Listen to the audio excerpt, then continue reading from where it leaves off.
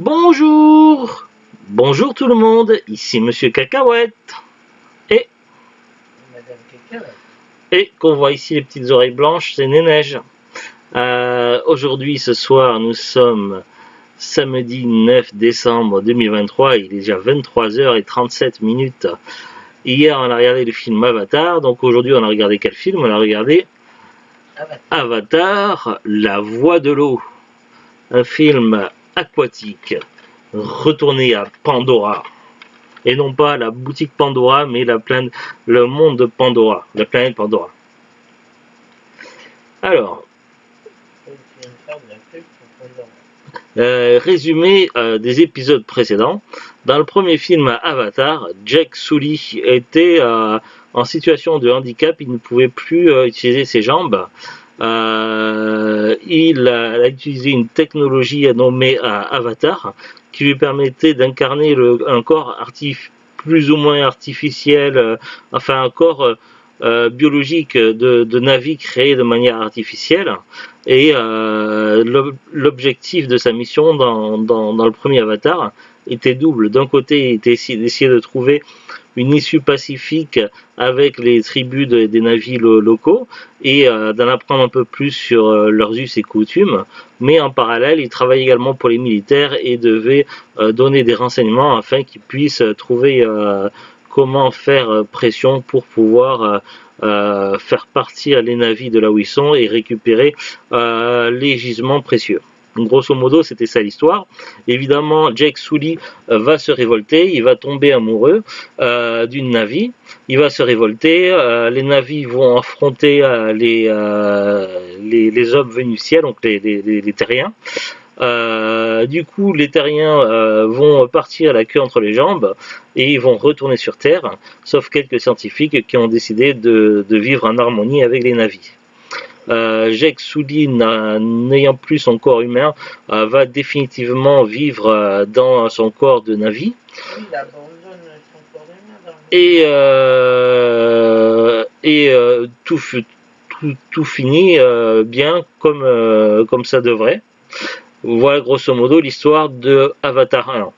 Si je vous parle d'Avatar 2, c'est qu'il se passe un certain nombre d'années plus tard. Alors j'ai plus le nombre d'années exact en tête, mais je suis pas sûr qu'ils le disent dans le film. Par contre, il s'écoule suffisamment d'années pour que Jack Sully et son épouse Navi aient fondé famille. Du coup, ils ont plusieurs enfants. Alors, 3 enfants natifs. Oui. Non. Attends, mais parce que j'explique. Oui. 3 natifs, une fille et 2 garçons. Non. Et si. Non. Bah si. Ah oui. Mais une seconde fille, un peu plus âgée que la première, qui est d'une certaine façon une enfant d'adoption. Oui, mais en tout, ça fait 5 enfants. Oui, mais attends, j'ai pas fini. Vas-y. 2. En comptant Spider, ça fait 5. Non, 6. Non. Il a 3 garçons, une fille et une fille adoptive. Non, 2 garçons, 2 filles et... 3 garçons. J'en ai vu que 2 dans le film qu'on a regardé. Moi, j'en ai vu 3 de garçons. Hein. Moi, j'en ai vu que 2. Au début, les 2 garçons quand ils attaquent le train, il y a 2 garçons. Eh ben, le plus jeune et le plus âgé. Hein. Non. Le plus âgé n'est pas avec eux. Si. Non.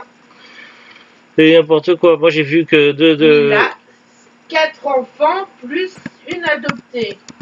Non. Si. Alors, je fais une recherche, on va voir.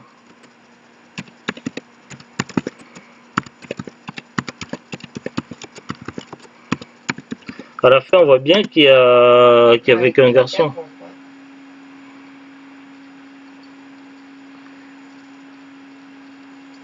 Alors ils disent, le deuxième volet d'Avatar permet aux spectateurs de suivre les aventures de Jake Sully, son épouse Neytiri, interprétée par Zoe Saldana, et leurs 5 enfants, Neteyam, l'aîné, et joué par Jimmy Flatters. Leurs 5 enfants. Alors, les enfants, Tuk Tirei, la petite fille, Loak, le plus âgé, Kiri, la fille adoptive, Spider et Neteyam. Non, Spider, c'est pas leur enfant. Et ils disent bien sur internet qu'ils le considèrent dans À les... la fin, mais Oui, mais non, il y a il y a 3 garçons. Non, il y en a que 2. Non, Ils le disent sur internet et moi aussi je le dis. mais sur le film, je l'ai bien vu, moi. Ah ben non, Eh si, ben non. il a le fils adoptif. Internet est d'accord avec moi. Non, mais je m'excuse, mais il le dit bien. Non? Qu'il a eu 4 ans. Ils le disent en plus. Ben non, Si, ils le disent. ben non. Mais si. Internet est d'accord avec moi. Ben non, mais moi, je suis pas d'accord avec Internet. T'es pas obligé de me crier dessus, moi je Mais dis les oui, choses telles non. qu'elles sont. On le voit bien dans le film. Ben non? Si, on le voit, les 5 enfants. Parce que quand ils se font attaquer, quand ils retournent là, au labo, ils sont 4 enfants plus Spider. Et t'as l'aîné qui est pas avec eux. Non, là je vais sur tous les sites et c'est pareil, Neteyam, donc il y a 3 enfants biologiques, Neteyam, Loak et Quatre. tout tiré, et 2 enfants adoptés, Kiri et Spider. Non, Si? non. Tous les sites le disent. Là je suis sur Disney Film, mais sur d'autres sites c'est pareil. Mais alors, c'est qui le 4e qui est avec eux quand ils se font attaquer pour la première fois? C'était quelqu'un du clan certainement qui était là par hasard. Parce que les gamins, quand ils se font attaquer, qui gueulent après les gamins qui devaient être guetteurs et qui font partie de la bataille. Ben, là moi j'en ai vu 2, moi j'ai vu le grand frère, le petit Non, il n'y frère. avait pas le grand frère dans l'histoire, il y avait Si. que 2. Le grand frère, c'est celui qui fait jamais de bêtises. Oui, mais là ils étaient là parce qu'il y en a un qui voulait absolument, donc l'autre l'avait suivi. Je suis pas sûr. Si, Je suis pas sûr. Internet le dit. Alors pourquoi il dit au début du film qu'il a eu 4 enfants après? 4 enfants parce qu'il compte Qu'il Kiri. a adopté la fille et qu'il a eu 4 enfants après. Ben, il compte Kiri dans le lot. Il compte enfant biologique, même si c'est un enfant adopté. Eh non. Là, je suis sur Disney Film. Il y a Neteyam, Loak, tout tiré, Kiri et Spider. Spider, c'est pas un enfant. Oui, mais il a toujours été avec eux. Il le considère comme un enfant dans la part d'adoption. Oui. Et d'ailleurs, ils n'ont pas eu vraiment le choix, puisqu'il a toujours été auprès d'eux. Bah, tu iras sur des sites internet, mais tu verras, c'est ce que je dis.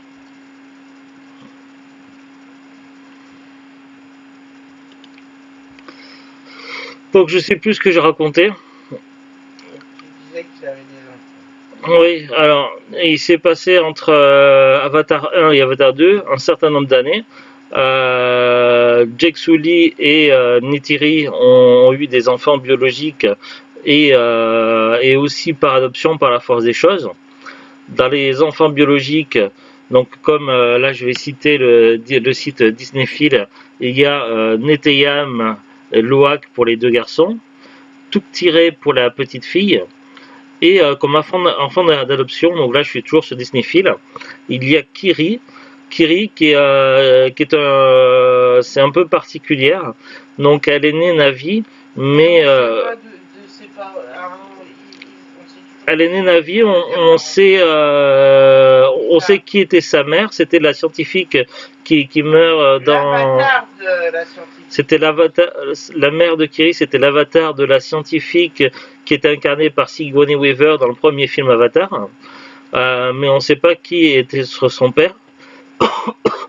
Et puis il y a Spider. Spider, c'est un humain qui s'est retrouvé très jeune enfant au moment du départ des humains. Il s'est retrouvé un petit peu tout seul et par la force des choses, il a beaucoup traîné. Il est resté avec les scientifiques parce qu'il ne pouvait pas partir. Oui, il ne pouvait pas être en hibernation pour partir avec les terriens, donc il est resté avec les scientifiques. Mais au lieu de rester tranquillement avec les scientifiques, il traînait beaucoup avec les navis et il s'était pris d'affection, notamment pour la famille à Jake Sully. Ce qui fait que par la force des choses, il est devenu un frère aux enfants de Jake Sully et de Neytiri. Et du coup, il se retrouve avec une grande famille, avec Neteyam, Loak, Tout Tiré, Kiri et Spider. Voilà la famille de Jake Sully. Voilà un petit. Comment t'écris Sully? Ben parce que c'est S-U-2-L-Y, mais c'est de l'anglais, donc Sully. S. U, ça fait ou en anglais. Sully. Sully. Pas Sully. Ils le disent même dans le film, souvent ils disent Sully. Sully comme idiot. Pourquoi idiot? Je comprends pas ce que tu dis. Sully, c'est idiot. Non? Pourquoi tu dis que ce serait idiot? En quelle langue ça veut dire idiot? Donc, on a cette grande famille et ils sont dans la forêt. On les voit dès le début du film où ça va plutôt bien. Sully. Don't be Sully. Don't be David Sully. Non? Ne sois pas idiot. Don't speak Sully. Non, dis pas Sully. Mais ça veut dire souillé.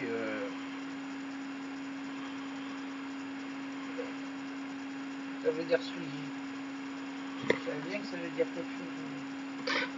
Tu continues tout. Oui, mais tu m'as coupé. Donc, on a cette famille qui vit dans la forêt et qui a des habitudes. Tout va bien dans le meilleur des mondes, sauf que, évidemment, il va y avoir un élément perturbateur, sinon l'histoire n'avancerait pas. Et il se trouve que les terriens reviennent. Ils reviennent à la charge et du coup, ils vont foutre un peu le bazar. Sachant que des ennemis vont en avoir après lui, après Jake Sully, et qui va mettre à la fois sa famille en danger ainsi que le clan dont il a la responsabilité. Il va devoir prendre une décision et il va décider donc de confier le clan à un autre membre du clan, et lui et sa famille vont s'exiler de façon à ne pas attirer le malheur sur le clan, et également pour pouvoir protéger sa famille dans un endroit un peu plus reclus, un peu plus éloigné. Du coup, ils vont troquer la forêt et tout ce qui est autour de la forêt contre un nouvel environnement qui est plutôt de type aquatique. Et là, on peut voir effectivement, rien que sur le boîtier, on voit qu'il y a de l'eau, et là, c'est pareil sur la jaquette. Et donc, ils vont devoir comment on appelle ça, s'intégrer, voilà. Ils vont devoir s'intégrer à leur nouveau clan, découvrir comment fonctionnent les habitudes du clan et comment on fait pour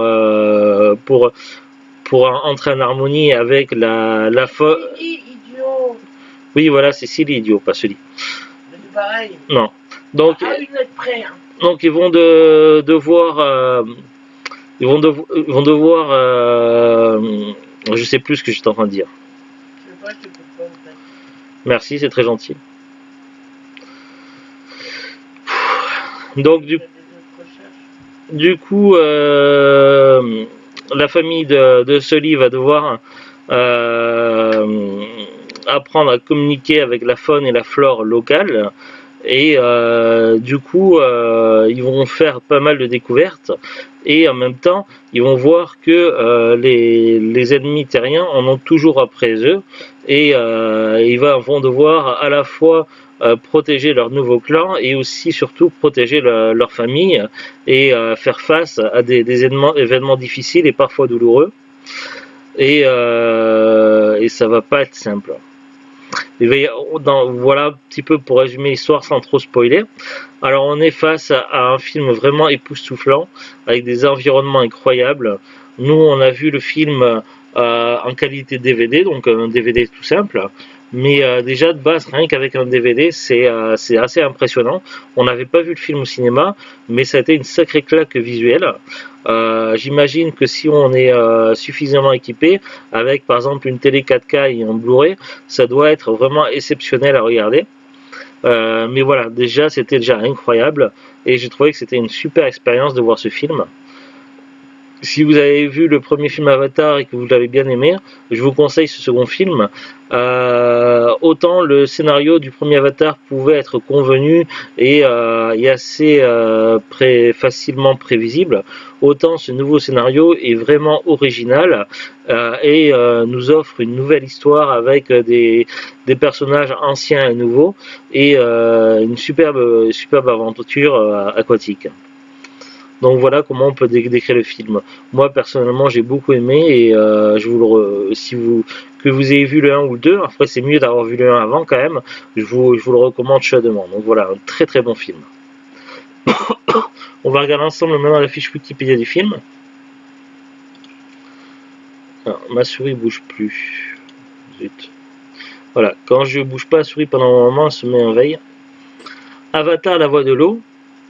Avatar The Way of Water, c'est un film de science-fiction américain réalisé par James Cameron, sorti en 2022. James Cameron a coécrit le scénario avec Rick Jaffa et Amanda Silver à partir d'une histoire que le trio développait avec Josh Friedman et Shane Salerno. Produit par les sociétés Lightstorm Entertainment et TSG Entertainment et distribué par The Walt Disney Company par le biais de 20th Century Studios, il s'agit de la suite du premier film de la franchise Avatar. Bon, après ils disent beaucoup de choses, donc je vais pas tout lire, sinon ça va être un petit peu long. T'as dormi un peu pendant le film? Non, pas. J'ai réussi à ne pas dormir. Budget. Alors ils disent. Ça a été dur, mais j'ai réussi. C'est bien. Ils donnent plusieurs chiffres pour le budget, alors je ne sais pas pourquoi ils donnent plusieurs chiffres. Ils disent 250 millions de dollars, ensuite ils marquent 350 à 400 millions de dollars, et après ils marquent 350 millions de dollars. Donc est-ce que le budget coûtait plus de 350 millions de dollars? Je ne sais pas. Durée 192 minutes. Genre science-fiction, action, aventure, fantastique. Date de sortie au Royaume-Uni en première mondiale à Londres le 6 décembre 2022, en France, en Belgique, en Suisse romande le 14 décembre 2022, aux États-Unis en sortie nationale le 16 décembre 2022, puis le 28 mars 2023, et après sortie sur Internet le 7 juin 2023. Au Québec, le film est sorti le 16 décembre 2022. Classification aux États-Unis, accord parental recommandé, film déconseillé au moins de 13 ans. France, tout public avec avertissement. Belgique, potentiellement préjudiciable jusqu'à 12 ans. Suisse romande, interdit au moins de 14 ans. Québec, tout public déconseillé aux jeunes enfants. Casting, on retrouve donc Sam Worthington, Zoe Saldana, Sigourney Weaver, Stephen Lang, Bryton Dalton, Jamie Flatters, Jack Champion, Kate Winslet, Cliff Curtis, Bailey Bass. Ouais, Kate Winslet faisait Ronald. hein? Ronald. Je sais pas. Donc il y avait Cliff Curtis, Bailey Bass, Eddie Falco, Jemaine Clément, Brenda Cowell, Trinity Jolie Bliss, Philippe Gelgio, Joel David Moore, CCH Pounder, Dilep Rao, Matt Gerald, Dwayne Evans Jr., Robert Okumu, Jennifer Stafford, Kristen John, Kevin Dorman, Alicia Vela-Bailey et Giovanni Ribisi. Oui, on le voit dans un caméo, il fait un petit rôle. Mais alors, donc celle qui joue...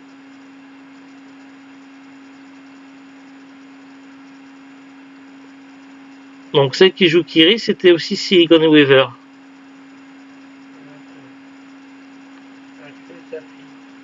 Oui.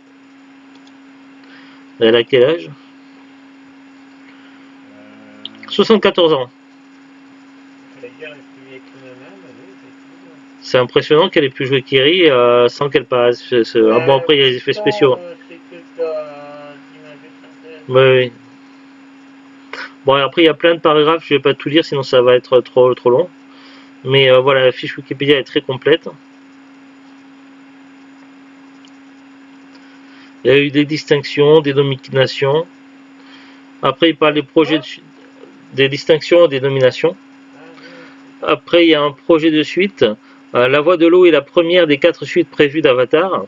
Le tournage d'Avatar 3 a commencé simultanément avec ce film en Nouvelle-Zélande le 25 septembre 2017. Les acteurs des films précédents, notamment Winterton, Salana, Lang, Weaver, Pounder, Whistlet, Curtis Ribisi, Moore, Raoul, Gerald Dalton Bliss, Champion Bass et Gary Joe font leur retour, tandis que Una Chaplin, Michelle Yeoh et David Terris vont incarner de nouveaux personnages. Bien que les 2 dernières suites aient été approuvées, Cameron a déclaré ceci dans une interview en novembre 2017. Regardons les choses en face, si Avatar 2 et 3 ne font pas assez d'argent, il n'y aura pas de 4 et 5. Telus le confirme plus tard en février 2018, ils font le 2 et le 3, ils vont vérifier si les gens vont les voir et ensuite ils feront les 4 et 5. A l'inverse, Weaver affirme en novembre 2018, après que le tournage principal et les 2 premières suites aient été terminés, qu'elle est actuellement occupée à faire Avatar 4 et 5. Plusieurs médias ont déduit que le tournage des 2 dernières suites a commencé. Bon, après, il y a pas mal de blabla là-dessus, je ne vais pas tout lire. Après, oui, il y a eu le fait que la 20th Century Fox a été acquis par Disney, donc ils en parlent aussi également. Voilà. Bon, le DVD, donc nous, on l'avait acheté sur Amazon. Il y a, je vais vous dire quand. J'avais acheté le DVD sur Amazon le 10 novembre 2023 et j'avais payé 9,99 €, donc il y a à peu près un mois. Là, j'ai regardé sur Amazon, il est toujours expédié, vendu par Amazon, il est à 9,99 €. C'est un prix correct pour un DVD récent, c'est plutôt cool.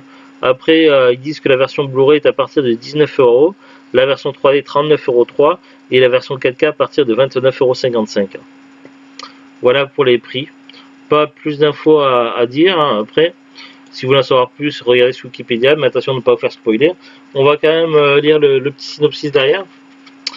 Avatar, la voie de l'eau, atteint de nouveaux sommets et explore des profondeurs inconnues alors que James Cameron revisite le monde de Pandora, se déroulant plus d'une décennie après les événements relatés dans le premier film, donc plus de 10 ans.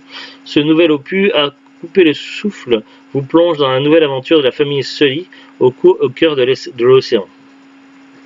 Attention, certaines séquences avec lumière clignotante peuvent affecter les personnes photosensibles et notamment les personnes épileptiques.